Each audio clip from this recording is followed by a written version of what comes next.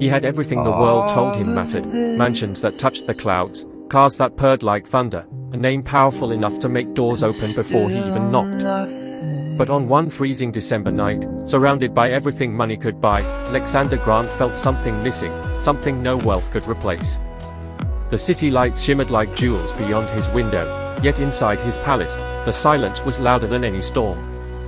He sat there, staring at the reflection of a man who had conquered the world but lost himself along the way.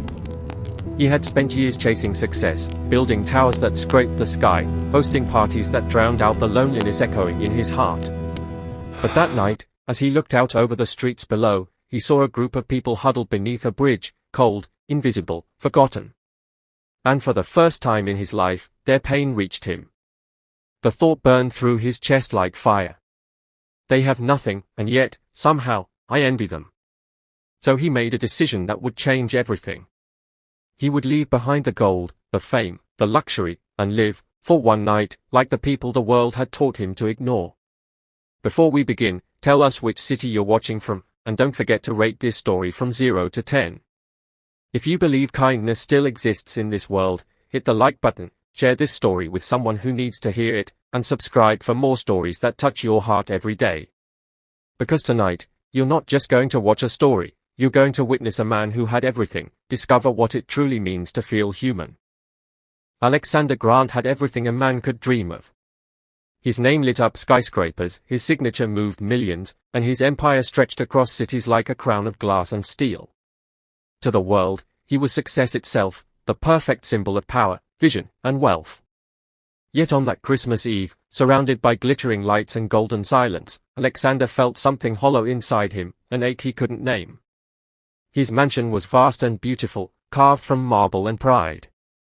Outside, the world glowed with joy, families walking hand in hand, music spilling from shop doors, laughter echoing through the snowy streets. Inside, there was only stillness. He sat at a long dining table meant for 20, eating a perfect meal alone. The sound of his silver spoon against the plate was the only thing breaking the silence. In another wing of the house, his employees were celebrating. He could hear faint laughter, the pop of champagne, the cheer of a toast that wasn't meant for him. He could have joined them. He could have stood among them as the generous, admired boss they adored. But what would he say? Merry Christmas? It sounded fake even in his head. He leaned back, staring at the tall window that overlooked the city. His reflection stared back, a man dressed in perfection but empty inside.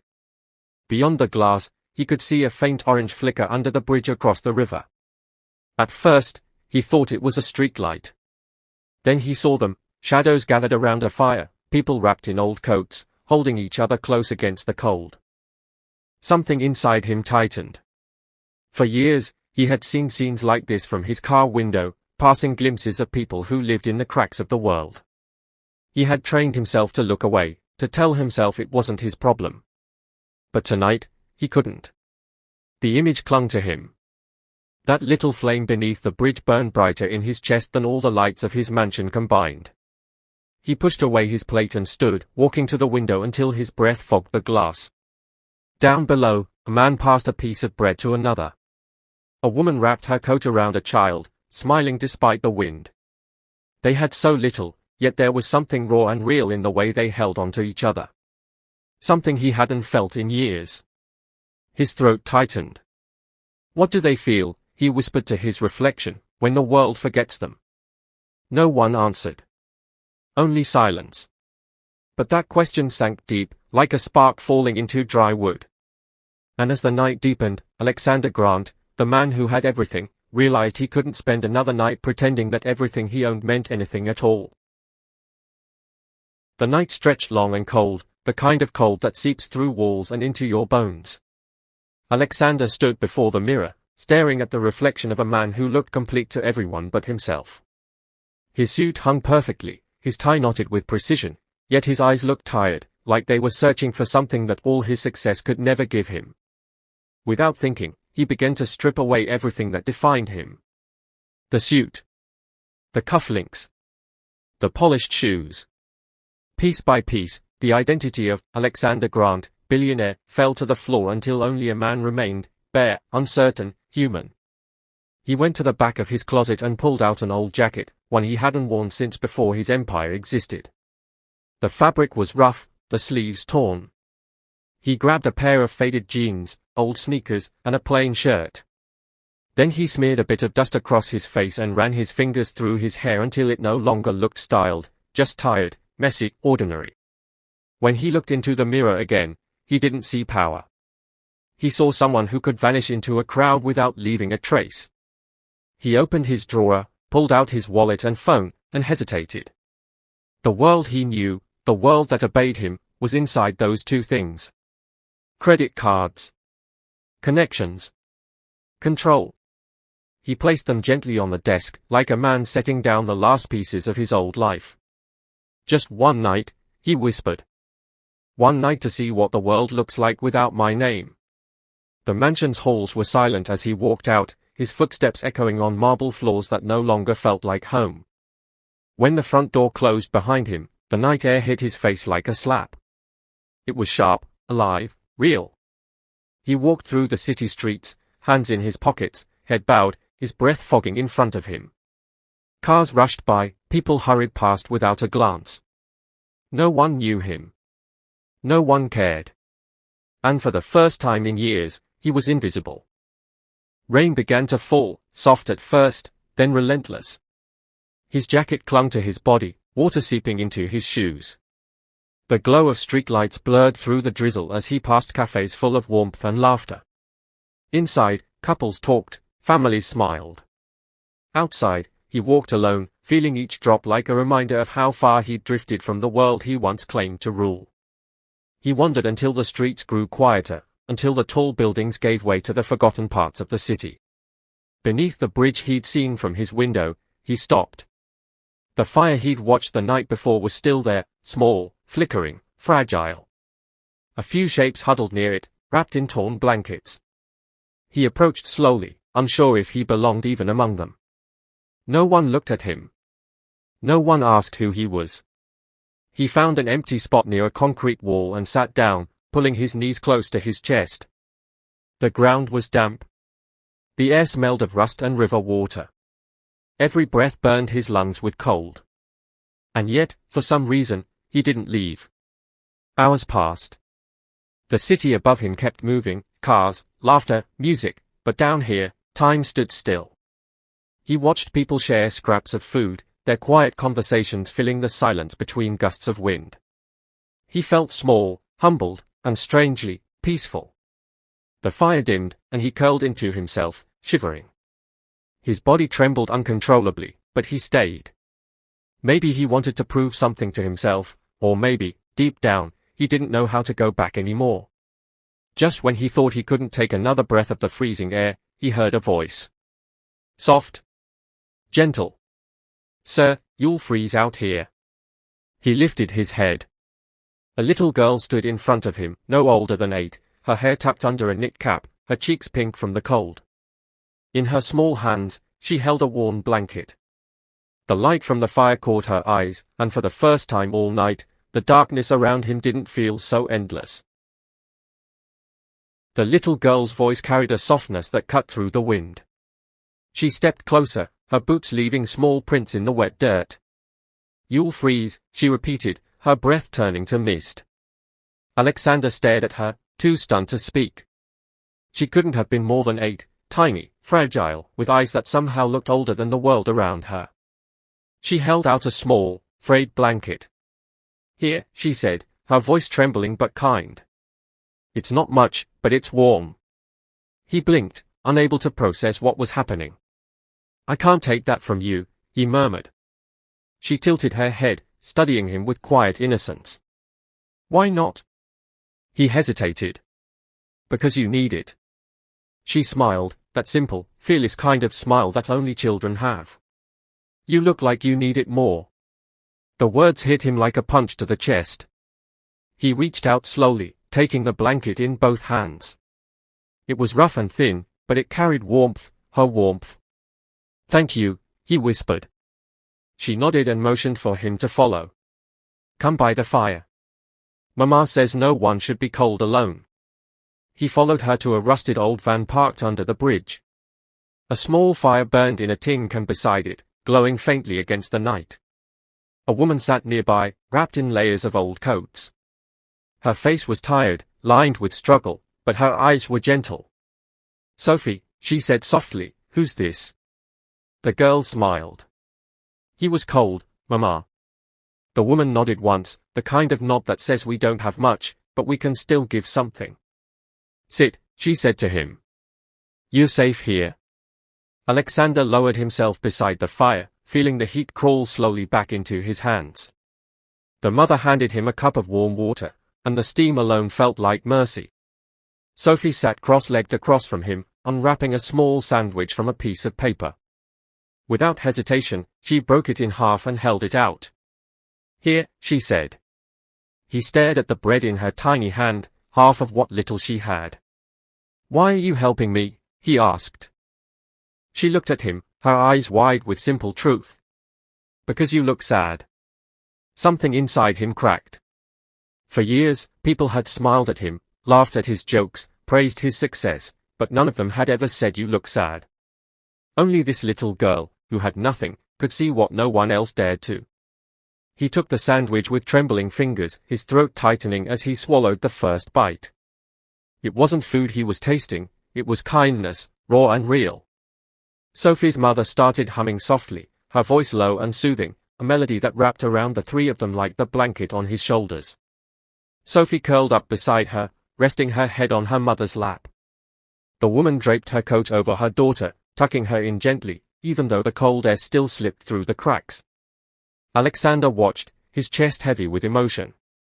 He had spent his life surrounded by people who wanted things from him, money, favors, recognition. But these two, they wanted nothing. They gave without asking. He watched Sophie's mother stroke her daughter's hair and realized that in all his years of chasing success, he had never witnessed love so pure. The fire flickered, casting soft shadows across their faces. Sophie's mother hummed the same tune again, and Alexander found himself closing his eyes, letting it sink into him. He couldn't remember the last time he'd felt peace.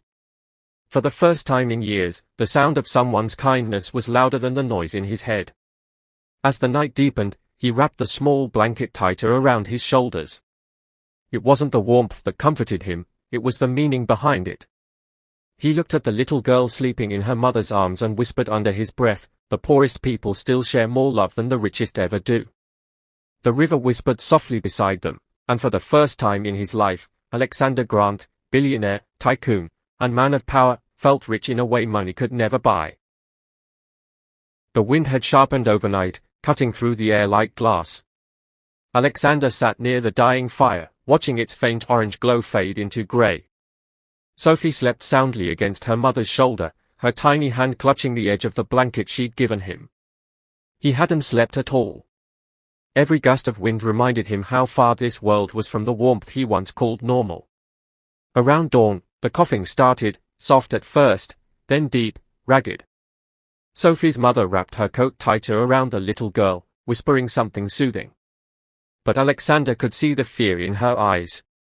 He reached down into his old shoe where he had hidden a few folded bills before leaving home, a precaution, he'd told himself. Now, that money felt like a lifeline. When they weren't looking, he quietly slipped the bills inside a tin cup beside the van. The gesture felt small, almost meaningless, but it was the only thing he could give without breaking the truth of who he was pretending to be. He stayed there until the first light broke across the bridge. Then, before anyone could wake, he rose and walked away, his steps slow, heavy, reluctant. The city was just beginning to stir as he made his way back to his mansion. The closer he got, the more out of place he felt. The doorman didn't recognize him. The marble stairs looked colder than ever. He walked through the front door and into silence. The warmth hit him, but it wasn't comfort, it was guilt. He stood in the vast hallway, dripping water onto polished stone floors, feeling like an intruder in his own home. Upstairs, the mirror waited for him. His reflection startled him. Dirt on his face, shadows under his eyes, clothes soaked and torn. But it wasn't the dirt that shocked him, it was what lay beneath. For the first time, he saw himself clearly, a man who had everything yet felt poorer than the people he'd met beneath that bridge. He leaned on the sink, staring at the marble countertop, the golden faucets, the endless perfection. His voice came out in a whisper, barely audible. I can't unsee what I saw. He thought about the little girl's smile, the way she shared her blanket without hesitation, the warmth of a mother who had nothing but still gave everything.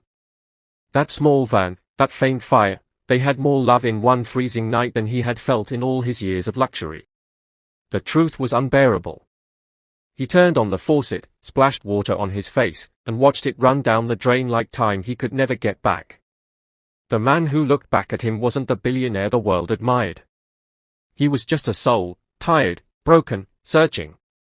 And somewhere deep inside, he knew he could never return to the life he had before. Snow had started to fall again, soft and endless, blanketing the city in silence. Alexander sat behind the wheel of his car, engine running, heart pounding.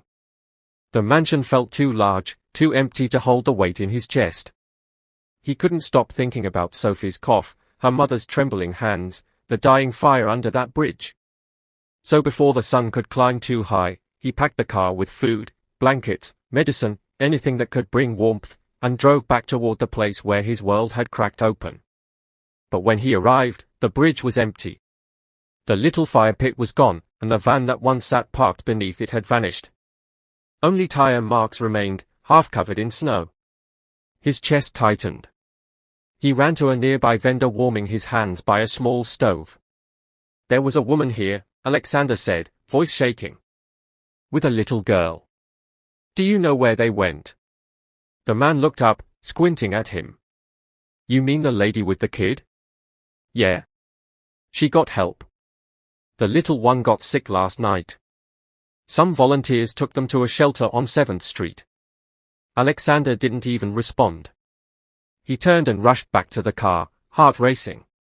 The city blurred around him as he drove through the snow. The shelter was a modest building with faded paint and a flickering sign that read St. Mary's Hope Center. Inside, the smell of soup and disinfectant filled the air. Volunteers moved quickly, handing out blankets and serving food. He walked in quietly, almost afraid to breathe too loud. No one recognized him. No one saw a billionaire, just another man in worn clothes carrying bags of supplies. He placed the boxes on a counter and said softly, "Where should I put these?" A woman smiled at him, tired but grateful. "Anywhere on the left, thank you. We can always use extra hands." And so he stayed. He helped serve food, clean tables, folded blankets, anything to keep moving, anything to silence the guilt clawing at him. Each time he handed someone a bowl of soup, he saw Sophie's face in his mind. Hours passed before he saw her. She was sitting near a heater, her cheeks pale but her eyes still bright. When their gazes met, she blinked in surprise. Then, slowly, she smiled. "You came back," she whispered. Alexander froze where he stood, emotion tightening his throat. He knelt beside her, trying to find words but failing. "I had to," he finally managed, his voice breaking. "You gave me warmth when the world felt cold." She tilted her head. "Mama said you must have been an angel." He smiled faintly, the kind that hides tears. "Your mama gives me too much credit." And then her mother appeared, holding a cup of tea. She froze mid-step when she saw him. The cup trembled in her hands. She started, her voice catching. Recognition spread across her face like a slow dawn. The news, the missing billionaire, the story plastered across every screen, it all connected in a heartbeat. "You're him," she said, disbelief heavy in her tone. "You Alexander Grant." The room went quiet. A few heads turned. Alexander didn't deny it. He didn't run. He just nodded once, his voice low and honest. "Yes. But not tonight. Not here." Her eyes filled with tears, not anger, not awe, but confusion. "Why? Why would a man like you live like us?" He swallowed hard, unable to look away from her or the little girl beside her. "Because I forgot how to live at all," he said softly. The words hung in the air, fragile and true. Sophie smiled again, reaching into her pocket. "You're not cold anymore," she said, holding up the corner of her small blanket. "But just in case, you can keep it." He took the piece of fabric with trembling hands, and for a moment, the noise of the shelter faded away. All that existed was that small act of love, the same kind that had saved him from himself. The mother's question lingered between them, soft but cutting through the noise of the shelter.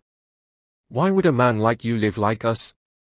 Her voice wasn't angry, it was searching, full of disbelief and quiet pain. Alexander met her eyes, his own brimming with exhaustion and truth. "Because I forgot how to live at all," he said. "I built towers, not homes. I filled bank accounts, not hearts. And somewhere along the way, I forgot what it meant to feel human." Silence followed, deep and fragile. Then Sophie coughed again, a small sound that broke him more than any accusation ever could. Without thinking, he took out his phone, the one he'd abandoned just days ago, and called his doctor. Within hours, Sophie had a proper bed at the city hospital, a doctor by her side, and warmth she hadn't known in months. He paid for everything, treatment, medicine, clothes, without revealing his name to anyone else. For him, it wasn't about guilt anymore. It was about love, quiet and unspoken. When Sophie and her mother left the hospital days later, they found an apartment waiting, furnished, paid for, safe. And under their name, not his.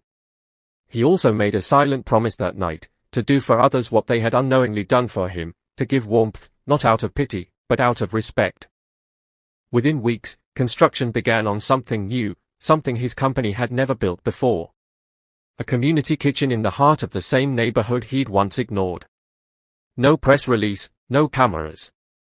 He funded it anonymously, registering it under one name only, Sophie's Hearth. Every evening, he'd visit quietly, serving food, sweeping floors, cleaning tables. People began to notice the man who looked familiar but carried himself differently, humble, kind, present. When the truth finally reached the papers, the world reacted the way it always does, with judgment. Headlines screamed, "Billionaire's homeless experiment, publicity stunt or redemption." Reporters swarmed his office, demanding statements. But this time, Alexander didn't defend himself. He didn't call a press conference. He didn't care. He simply kept showing up, handing out blankets, sitting with strangers, listening to stories that didn't fit into spreadsheets. One evening, as he locked up the kitchen, a familiar voice called from behind him. "You forgot something." He turned.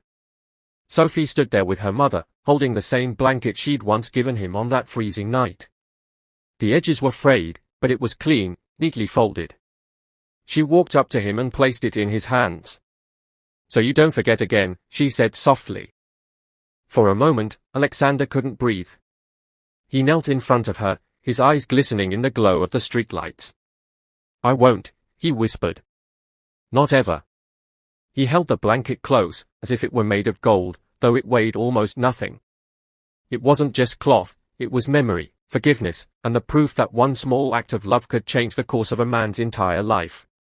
The city around them shimmered under the snowfall, but for Alexander Grant, it wasn't the lights or the money that mattered anymore. It was the warmth of a single child's heart that had brought him back from the cold. The snowfall outside had slowed to a quiet dance, flakes drifting through the glow of streetlights like tiny pieces of heaven. Inside warm hearth, the fire crackled softly, and laughter filled the air. Families huddled around long tables, sharing food, stories, and warmth. Alexander stood near the window, watching them with a look that held both awe and peace. He had never imagined his life would look like this, not surrounded by investors and glass walls, but by people who called him friend. For the first time in his existence, he wasn't being admired for what he owned, but for what he gave. And that, he realized, was a kind of wealth that could never fade. He turned as Sophie tugged at his sleeve, her cheeks pink from the heat of the fire. "You're doing it again," she said, smiling. "What?" he asked. "That thing where you stare at everyone like you can't believe they are real." He laughed softly. "Maybe I can't. You know, a long time ago, I thought life was about owning everything. Now I see it's about sharing even the little you have." She nodded with the solemn wisdom only a child could have. "Mama says when you give love, you never run out of it." He crouched beside her, brushing a strand of hair from her face. "Your mama's right. You both taught me that." The music faded, and one of the volunteers called everyone's attention. "Before we close this Christmas night," she said, "Mr. Grant wanted to share a few words." Alexander hesitated at first. He had delivered thousands of speeches in his life, about profits, growth, empire, but never about this. He walked to the front, the room quieting around him. His voice came out steady, low, but filled with feeling. "I used to think I had everything," he began, looking around at the faces turned toward him. "Money, power, comfort. But none of it meant anything when my heart was empty. Then, one winter night, I met a little girl who gave me something more valuable than all the gold in the world, a blanket." He paused, his eyes glistening. That blanket wasn't just fabric. It was kindness, the kind that asks for nothing and gives everything. It reminded me that love doesn't live in mansions or marble halls, it lives in moments like this. In people who still care when the world forgets how. A hush fell over the crowd. The fire popped softly, as if agreeing with every word. "So," he continued, "if you ever find yourself wondering what love really means, look around you.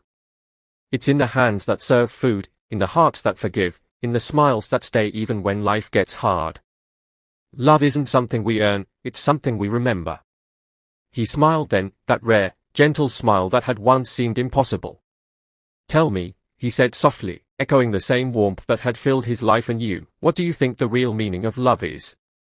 The hall erupted in quiet applause, some clapping, some simply smiling through tears. Sophie's mother wiped her eyes, and Sophie herself ran forward, wrapping her small arms around him. He knelt, returning the hug, feeling her heartbeat against his chest.